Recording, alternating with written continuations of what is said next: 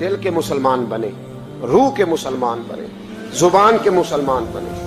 ایک ہندو نے نا کتاب لکھی ہے حضور علیہ الصلوۃ والسلام کے سیرت مبارکہ پر. ہندو نے, وہ ہندو کہتا ہے کہ میں نے نا عجیب منظر دیکھا ہے عرب کے لوگوں کا.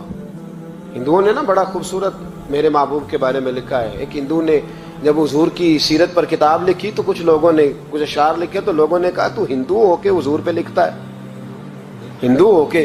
اس نے بڑا عجیب جملہ کہا, کہنے لگا ہو جائے عشق کسی سے کوئی چارہ تو نہیں, اور صرف مسلم کا محمد پہ اجارہ تو نہیں, صرف مسلم کا محمد پہ. اور پھر کہنے لگا نام و نسب سے اگرچہ ہندو ہوں پر کملی والے میں تیرا سادھو ہوں, کملی والے میں تیرا سادھو, میں تو ساتھ دیوانہ ہوں یا رسول اللہ آپ کا. تو نبی پاک علیہ السلام کے بارے میں لوگ لکھتے ہیں, وہ کہتے ہیں وہ محبت سے نہیں لکھ رہا, وہ سمجھ لیں کہ ایک عالمی تجزیہ نگار ہے تو ایک تجزیہ دے رہا ہے. کہتا ہے میں نے دو قسم کے عرب دیکھے, دو قسم کے. ایک عرب میں نے وہ دیکھے جو اتنے انا پرست ہیں, اتنے خود غرض ہیں, اتنے اپنے ذات کے بت میں الجھے ہوئے ہیں کہ وہ ایک حوض پہ اپنے گھوڑوں کو پانی پلانے گئے, 10 15 20 گھوڑوں کو پانی پلانے گئے ہیں. تو جھگڑا ہو گیا, پہلے میں نے پلانا ہے, میں بڑا چودھری ہوں. اس نے کہا نہیں میں تجھ سے بڑا ہوں, پہلے میں نے پلانا ہے. اس پہ جھگڑا ہوا. وہ غیر جانبدار تجزیہ نگار کہتا ہے اس پہ جھگڑا ہوا, لڑائی ہوئی, قتل ہوئے. اتنے قتل ہوئے کہ یہ قتل نسلوں تک چلے, نسلوں تک یہ قتل آگے بڑھے. وہ کہتا ہے ایک میں نے وہ عرب دیکھے. اور پھر کچھ عرصے کے بعد مکے اور مدینے میں اللہ نے اپنے نبی کو بھیجا, مصطفیٰ کریم علیہ السلام آئے. کہتا پھر انہی عربوں کا میں نے ایک اور رنگ بھی دیکھا, انہی عربوں کا میں نے ایک اور رنگ. وہ جو گھوڑے کو پانی پلانے پر لڑ رہے تھے, آج میں نے دیکھا کہ ایک جنگ کے موقع پر 3 صحابہ یا 7 صحابہ زخمی پڑے, زخموں سے چور ہیں. ایک آدمی پانی کا پیالہ لے کے آیا, ایک کو کہا پانی پی لو, زخمی ہو, شدید زخمی ہو, نزا کا عالم ہے, تھوڑی دیر میں ہو سکتا ہے شہادت نصیب ہو, پی لو.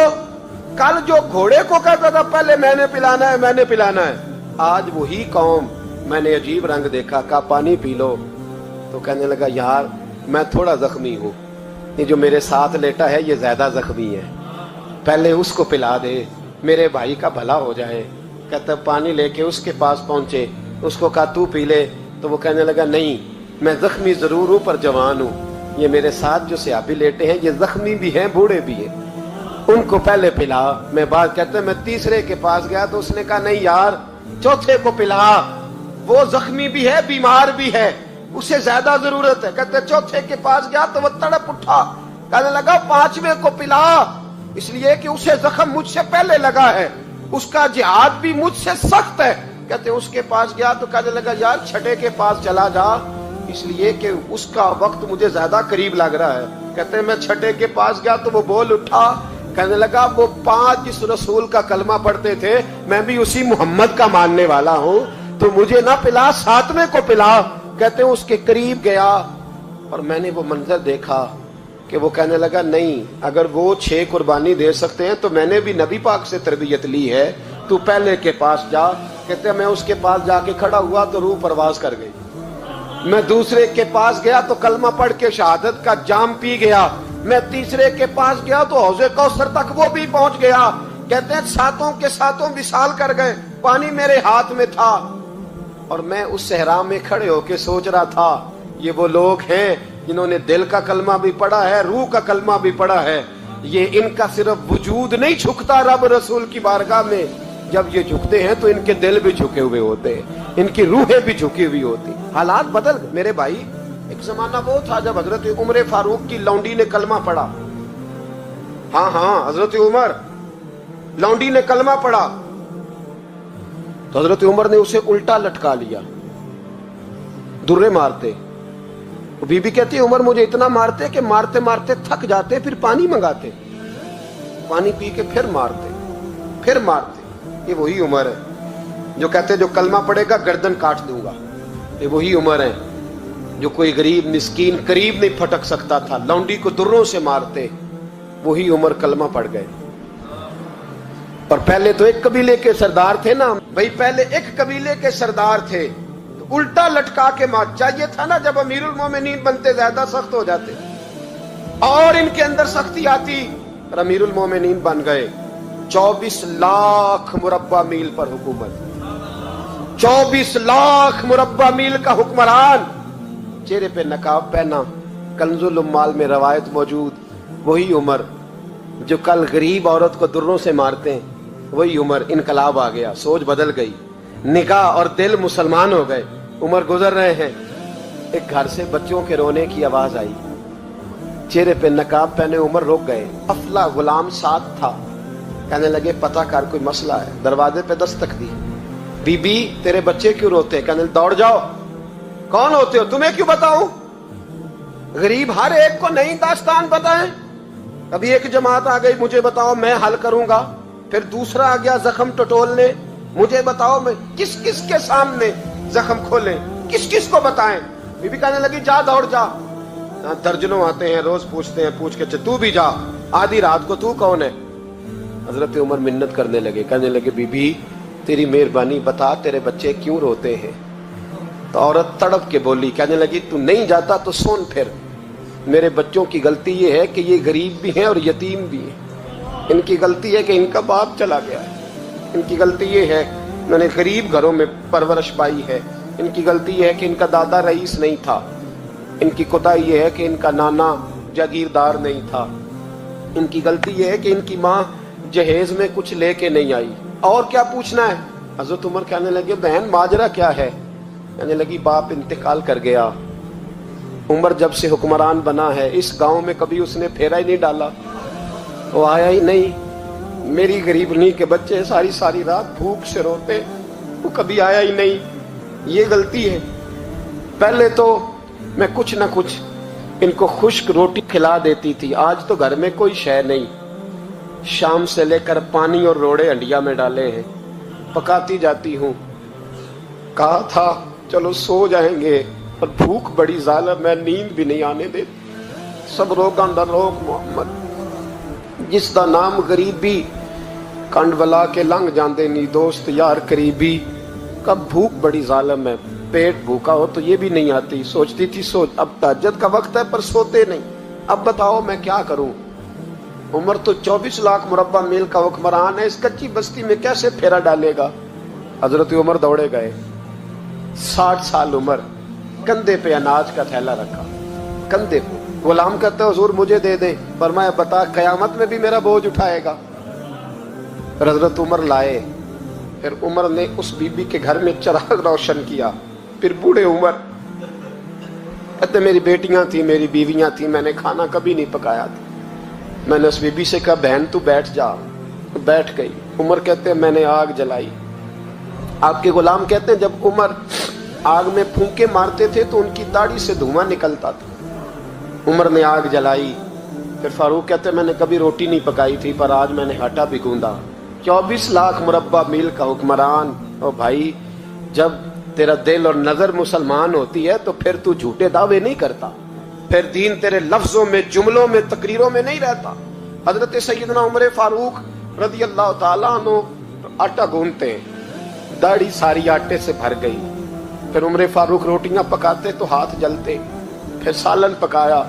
پھر عمر نے دسترخوان بچھایا. پھر وہ چھوٹے چھوٹے بچوں کا عمر نے منہ دھلایا. پھر فاروق اعظم روٹی کے لقمے ان کے منہ میں ڈالتے اور روتے, کہتے بیٹو عمر کو پتہ نہیں چلا کہ تم بھوکے تھے. بیٹیوں عمر کو خبر نہیں تھی. عمر سے ناراض تو نہیں ہو. چھوٹے چھوٹے بچے کہتے ہمیں تو پتہ بھی نہیں عمر کون ہے. آپ کیا بات. پھر ان کو عمر فاروق نے کھلایا. پھر فاروق اعظم صحن میں بیٹھ گئے, ان کو ہنساتے رہے. غلام کہتے حضور اب کیا کرتے ہو؟ فرمایا جو میری وجہ سے روئے تھے انہیں خوش نہ کروں. پھر اس بی بی کی طرف متوجہ ہوئے, کہنے لگے اگر عمر نہیں آیا تو آپ ہی خبر کر دیتی. بی بی کہنے لگی ڈیوٹی عمر کی ہے خبر لینے کی, میری نہیں ہے کہ میں جا کے بتاؤں. میں کیوں بتاؤں؟ حضرت عمر کہنے لگے چل عمر کو معاف کر دے. کہنے لگی اسے کیا معاف کرنا ہے, میں تو دعا کرتی ہوں اللہ اسے ہٹا دے اور آپ کو بنا دے. میری دعا ہے کہ وہ چلا جائے آپ آ جائیں. فرمایا اگر میں بن جاؤں تو عمر کو معاف کر دو گی؟ کہا ہاں کر دوں گی. حضرت عمر نے چہرے سے نقاب اتارا. فرمایا بی بی میں عمر ہی ہوں, तूने देखा नहीं था, जा तेरी दुआ मकबूल हो गई। वो बीबी कहने लगी आपके सामने इतनी जली कटी सुनाई। फरमाया बस एक वादा कर, अगर तूने उमर को यहाँ माफ कर दिया है तो वहां भी माफ कर देना। वहां भी सवाल, शर्त ये है तेरा दिल कितना मुसलमान है। हमारा ये हाल है, हम जुमलों के मुसलमान, लफ्जों के मुसलमान, हम अपने आप को खींच खांच के मस्जिद में ला के 2-4 रखते भी पढ़ ही लेते, पर दिलो निगाह अगर मुसलमान नहीं तो फिर कुछ भी नहीं। देखे ना कितने आला लफ्ज है हदीस में। नबी पाक ने फरमाया मैं उसे अपना मोमिन ही नहीं मानता। सहाबा कहते हैं पूछने लगे थे किसे, तो हुजूर ने दूसरा बार फिर कह दिया, फरमाया मैं अल्लाह की कसम उसे मोमिन नहीं मानता। तीसरा जुमला पूछने लगे तो हुजूर ने फिर बोल दिया, फरमाया मैं नहीं मोमिन मानता। हुजूर किसे? फरमाया जो खुद तो पेट भर के खाए और उसका पड़ोसी भूखा सो जाए। 3 दफा हुजूर ने कहा मैं मोमिन ही नहीं मानता। इतनी मर्दी तस्बीह पढ़े तो ना मर्दी रब रब कहे। तो मेरे भाई याद रखे, रहमतुल्लाह अलैह दरवेश थे दिल्ली के, बहुत सारे लोग मुरीद थे। एक बड़ा खिदमत गुजार मुरीद था, मजदूरी करता था, गरीब था, तो 6 बेटियां थी उसकी। हजरत साहब के पास रोज आके कहता हुजूर बच्चियों के लिए दुआ करें, अल्लाह कोई असबाब पैदा कर दे। एक बच्ची की शादी का खर्चा 1000 दिनार है और मैं गरीब हूँ। हजरत साहब दुआ कर देते। खानका शरीफ के थोड़े ही फासले पर, हजरत जहां बैठ के मुरीदों की तरबियत करते थे, उससे थोड़ा ही फासले पर ना एक ईसाई रहता था, बड़ा मालदार था, बड़ी सारे ऊंट, गायें, भेड़, बकरियां रखी हुई थी, और हजरत शरफुद्दीन रहमतुल्लाह अलैह की बड़ी मुखालफत करता था। और ये जो आपका गरीब मुरीद था, ये उसका पड़ोसी था। एक दिन बुला के ना उनको कहने लगा कि तू किधर जाके जो है वो टकरे मार रहा है, वहां से कुछ नहीं मिलने वाला। वो तुझे क्या देंगे जिनकी खानका खुद चंदे पे चलती है, मदरसा चंदे पे चलता है, मस्जिद चंदे पे चलती है, तेरी बेटी का मामला कहां हल होगा? तो उस दरवेश ने कहा कि तू मेरे पीर को नहीं जानता, तू अजय मेरा महबूब नहीं डिठा, तो पता नहीं ना, तू इस रास्ते का मुसाफिर नहीं, तू नहीं जानता। उनका बस चले ना तो वो हर कीमत में मेरी बेटियों की शादी करा दे। अब वो ईसाई था, कहने लगा अच्छा चलो ठीक है, अगर इतनी बात है ना तो जाओ उनसे जाके कह दो कि 6 साल के लिए मेरे साथ मुआहदा कर ले, तो मेरे जानवरों को चारा डाल दिया करे, 6 साल ड्यूटी करे, मैं 6000 दिनार दे देता हूं। वो मेरे साथ 6 साल मेरे जानवरों को चारा डाले रखते हैं ना, अब चारा डालने के लिए एडवांस पैसे दे के। अब तो लोग उन्हें भी गुलाम ही बना लेते हैं, बड़ी थोड़ी तनख्वाह देते हैं, जुल्म करते हैं, पूरा मुआवजा नहीं देते। हजरत शेख शरफुद्दीन के बारे में वो कहने लगा जो अपने पीर से जाके कह के मेरे जानवरों को 6 साल चारा डाले, मैं 6000 दे देता हूँ, तू जो कहता है हर कीमत पे जाने को तैयार है। उसने जब ये बात की तो मुरीद ने नाराज हो गया, वो लड़ाई हो गई, गिरबान पकड़ लिया, झगड़ा हुआ, बात बड़ी दूर गई। इस तरह की बात करता मेरे हजरत के बारे में, तेरे जैसे कई मैं वहां काम पे रखा दूं। जब वो बड़ी बहस हुई, बात मोहल्ले में, इलाके में फैल गई, दुनिया ने सुन ली, तो शेख शरफुद्दीन तक भी पहुंच गई। इस तरह झगड़ा हुआ है। लोग सो गए इशा की नमाज के बाद। हजरत साहब ने ना सर पे कपड़ा लिया, उस ईसाई के दरवाजे पे दस्तक दी, वो बाहर आया, फरमाने लगे लोग तो सोच समझ के मुलाजम रखते हैं, तूने भी तो सोच ही लिया होगा, तभी तो मुझे ऑफर की है। तू अपनी ऑफर पे कायम है? वाकई मुझे रख लेगा और 6000 दिनार दे देगा? कहने लगा जा बाबा काम कर अपना। फरमाया नहीं, तूने इतने लोगों में बात की, इतनी बहस हुई, तो कायम है? कहने लगा मैं तो कायम हूं, पर आपने नहीं कायम रहना। फरमाया मैं सोच समझ के आया। उसने कहा आप ड्यूटी करेंगे, बहसों को चारा डालेंगे? फरमाया एक शर्त, बस जब अजान हो जाए ना तो मुझे रब की नमाज पढ़ने की इजाजत दे देना, बाकी सुबह शाम जो तू कहेगा। अगर उस गरीब की बेटियां ब्याही जाए तो मुझे और क्या चाहिए? उसकी 6 बेटियों का बोझ है उसके सर पे, तू मुझे रख ले। अल्लाह अकबर। वो कहने लगा चले पे मेरे साथ खते बंदगी कर ले, आजकल हम स्टाम करते हैं, उस जमाने में खते बंदगी होता था, गुलामी का खत, काजी शहर के पास, यानी उसका ख्याल था कि चलो स्टाम की बात करूंगा तो भाग जाएंगे। फरमाया चल मैं तैयार हूं। काजी तक गए, तय हो गया, 6000 दिनार दे दिए।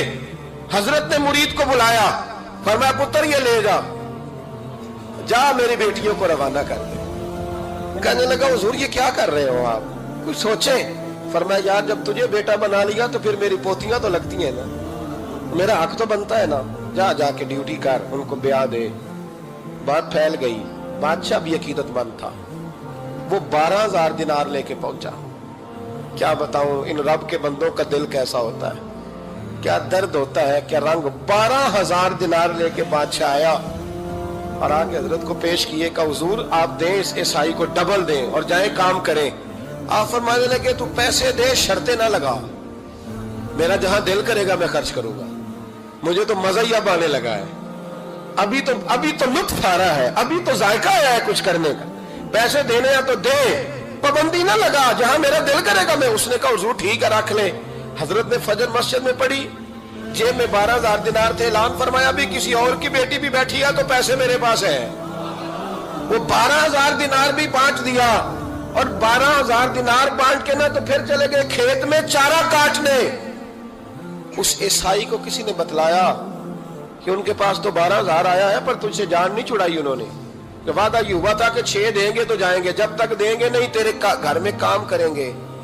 وہ نہ چارہ کاٹ رہے تھے، حضرت صاحب تو وہاں پہنچ گیا، دور جا کے کھڑا ہو گیا، کہنے لگا بابا پہلے تو میں نے مسلمانوں کے اخلاق سنے تھے، اب تو میں نے دیکھ بھی لیے، پر یہ بتا جب 12,000 آیا تھا جان کیوں نہیں چھڑائی؟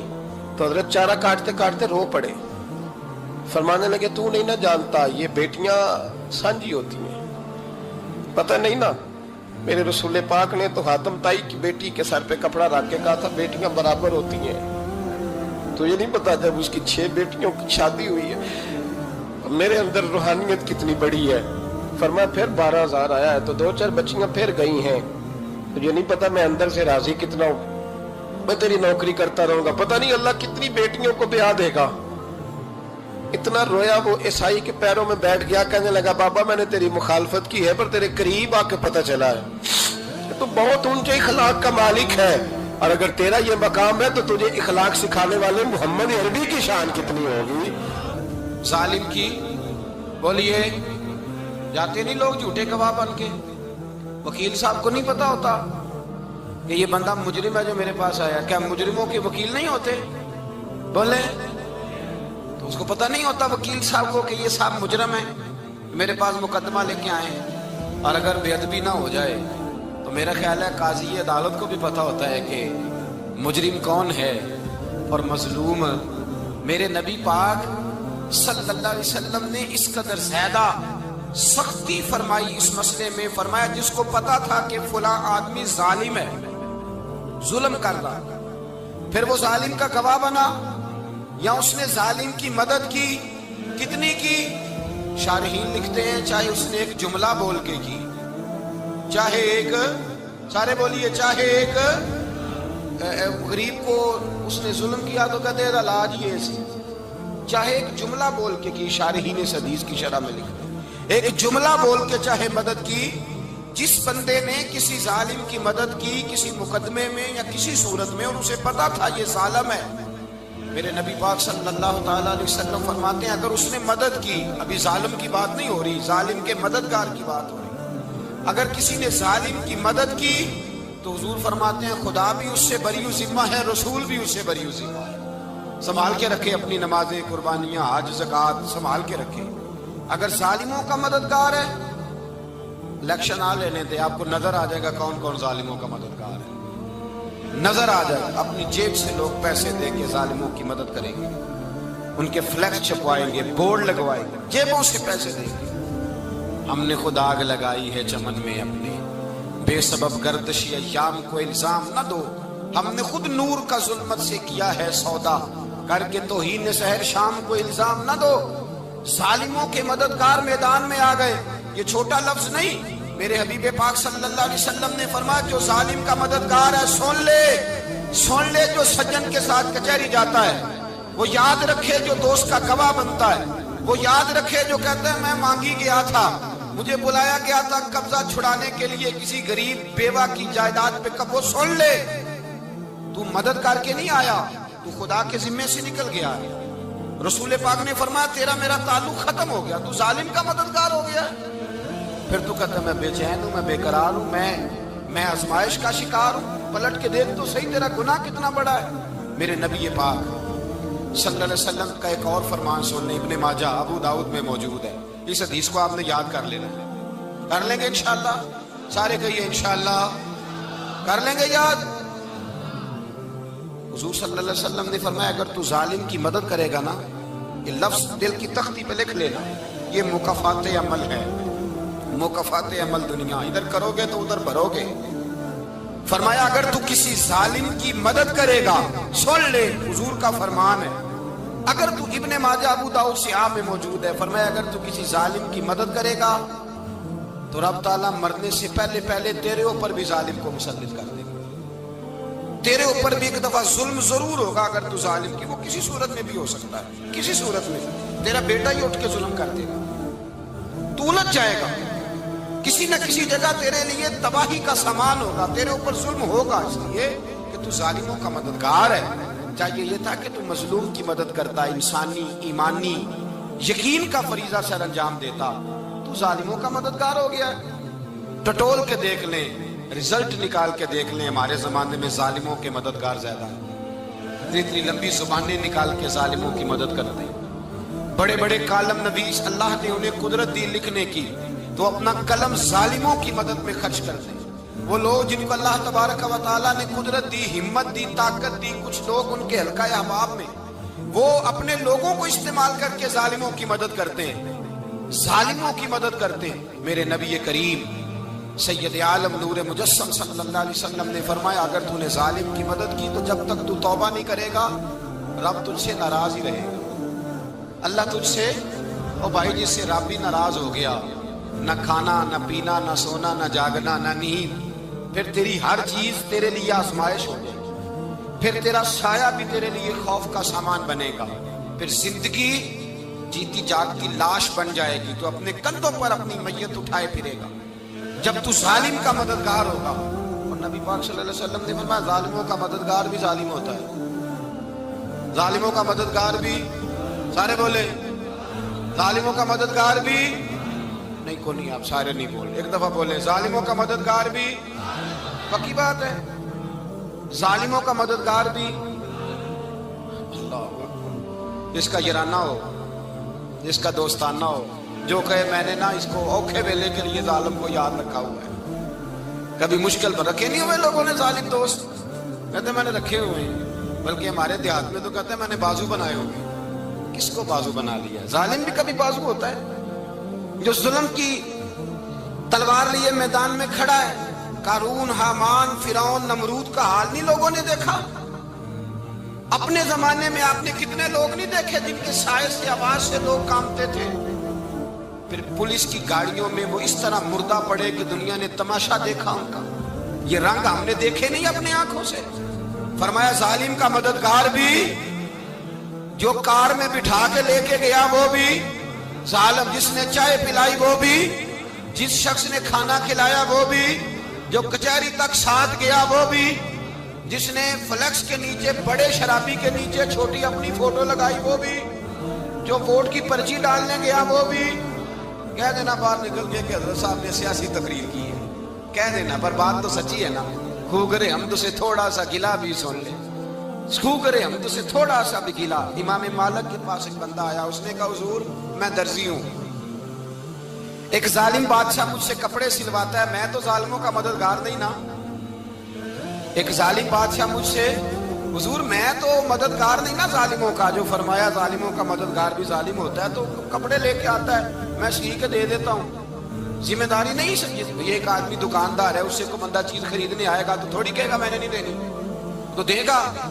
کوئی بندہ اگر کسی شخص سے کوئی کام کہتا ہے جو اس کی فیلڈ ہے، اس کا شعبہ ہے، اس کا معاش کا وہ سلسلہ ہے، کہتے ہیں یا رسول اللہ صلی اللہ علیہ وسلم ظالموں کا مددگار بھی ظالم، حضور نے فرما دیا۔ تو امام مالک سے بندے نے مسئلہ پوچھا، دل کی تختی پہ لکھنے والی باتیں ہیں، کہا حضور میں درزی ہوں، ظالم کپڑے سلواتے ہیں، میں تو مددگار نہیں نا۔ امام صاحب کہنے لگے نہیں، مددگار تو وہ ہوگا جو تجھے سوئی دھاگا فراہم کرے گا، تو تو پورے کپڑے سی کے دیتا ہے، تو تو خود بہت بڑا ظالم ہے، تو پورے سوٹ سی کے دیتا ہے، تو تو بہت بڑا ظالم خود ہے۔ مددگار تو وہ ہوگا جو تجھے دھاگا دے گا، جو تجھے بٹن دے گا، جو تجھے نلکی دے گا، جو ظالم سے اتنی نفرت ظلم کر کے بنتا ہے۔ یہاں تو ہمارے زمانے میں ہیرو بن جاتے ہیں لوگ، ظالم ہیرو ہے، لوگ اس سے ڈرتے پھرتے ہیں، گھومتے پھرتے ہیں، اور بہت سارے کم مزاج لوگ اس کے پیچھے ہاتھ باندھ کے پھرتے ہیں۔ ظالموں کی مدد کرنا، ظالموں کے ساتھ رہنا، یہ ظلم ہے، ظلم، یہ زیادتی ہے۔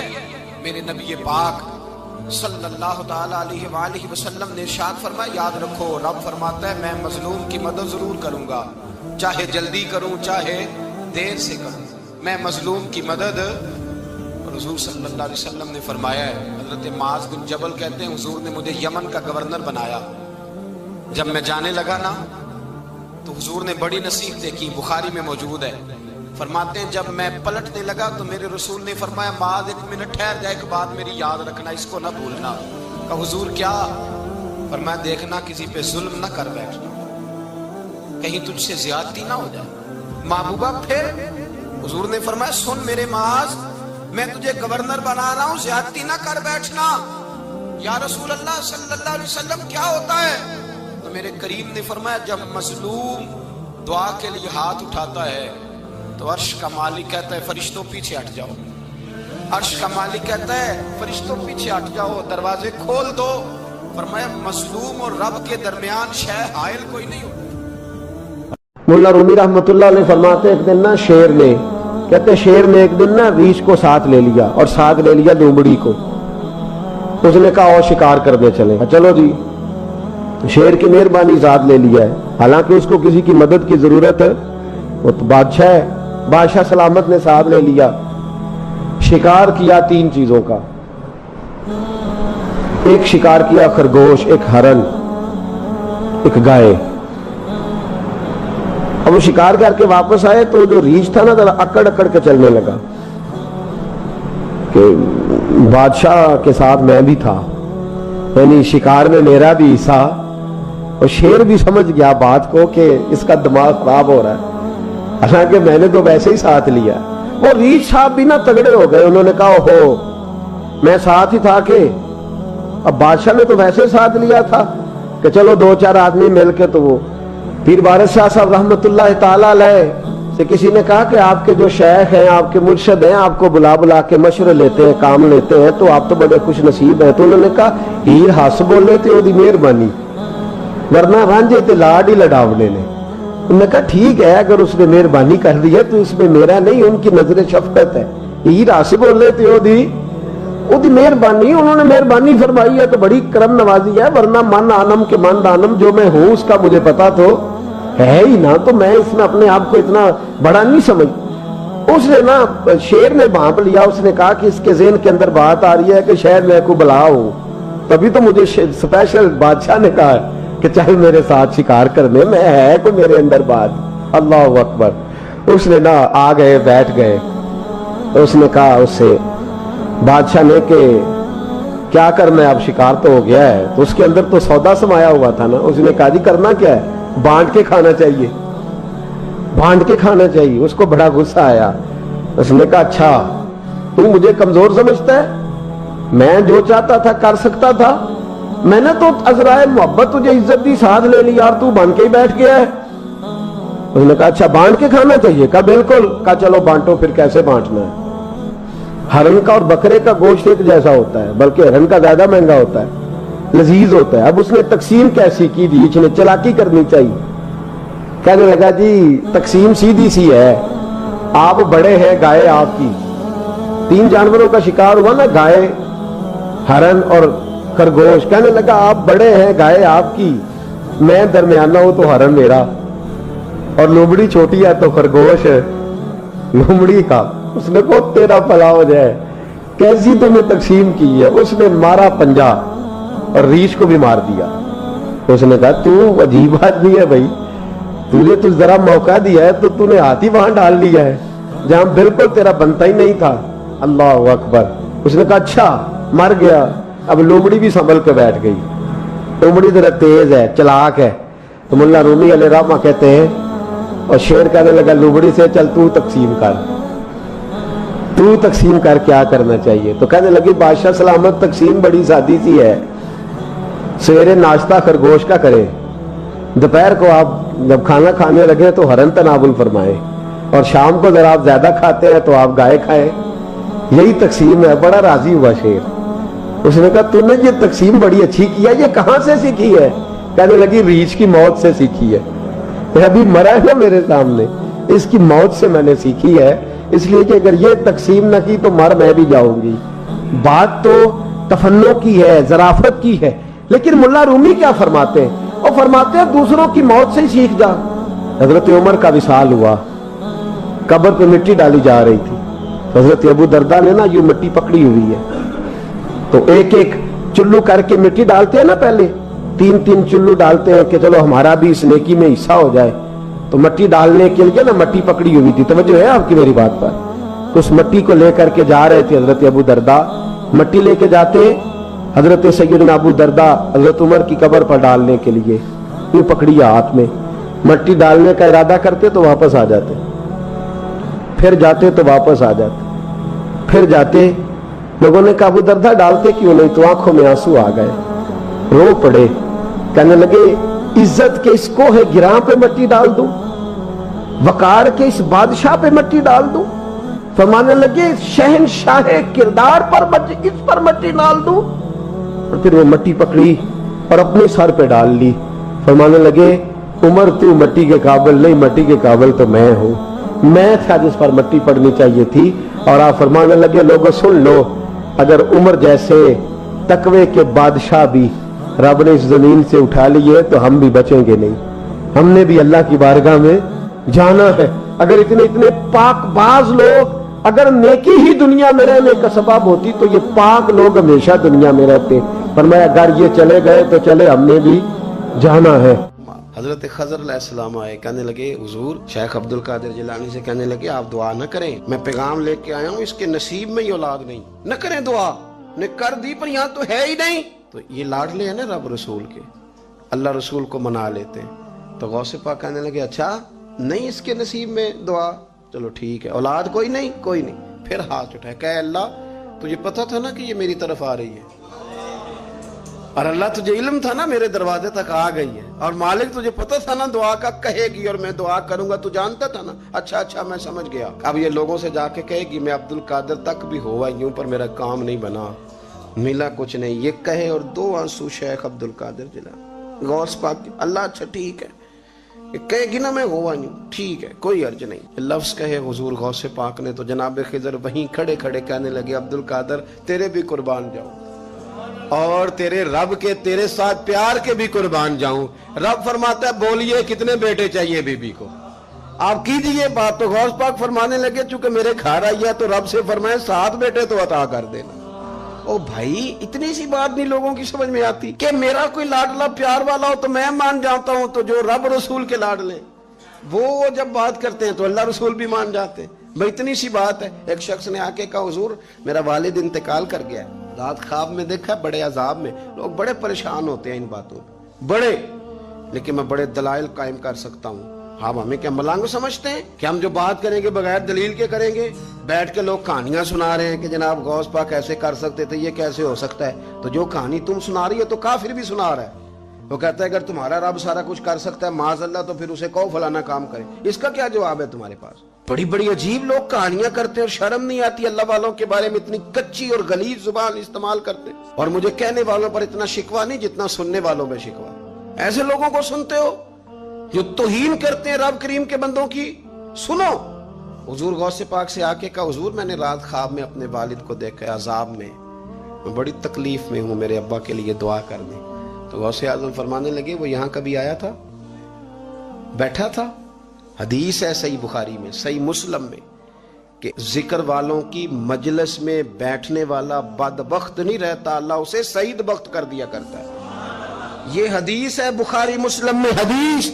अब तुम हदीस मानने से भी इनकार करोगे? जो अल्लाह वालों की महफिल में आए बदबख्त हो तो रब सईद बख्त कर देता है, बुखारी मुस्लिम है। जो जिक्र वालों के साथ बैठे तो रहमत उसे घेर लेती है।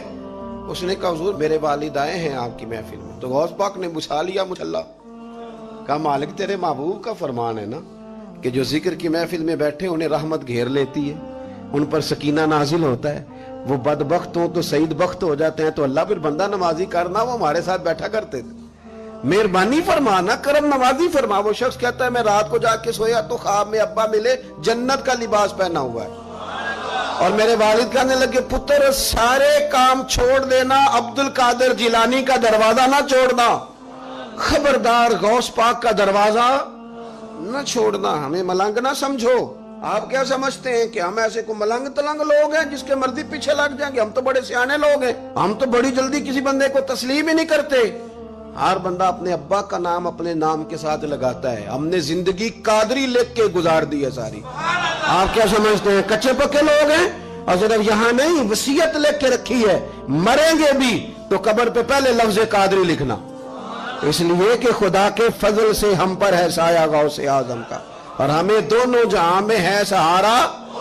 اور بڑی تحقیق کے ساتھ اور بڑی ریسرچ کے ساتھ اور بڑے سیانے بن کے، لیکن جس دن کا مان لیا ہے پھر بالکل ہی مان لیا ہے، پھر بالکل ہی مان لیا۔ آپ یقین کریں مجھے مزہ آتا ہے جب مجھے کوئی کہتا ہے قادری صاحب، بڑا مزہ آتا ہے، بڑا سرور آتا ہے۔ کوئی میرے نام سے نہیں نہ پکارتا، اس کا بنا کے پکارتا ہے، کوئی اس کا بنا کے پکارتا ہے، کوئی اس کا کہہ کے پکارتا ہے، تو ذرا چسکا آتا ہے، یعنی اس میں سرور آتا ہے، اس میں ذرا کیف آتا ہے۔ حضور غوث پاک آپ کی نسبت بڑی شان والی ہے، آپ کا مقام بڑا۔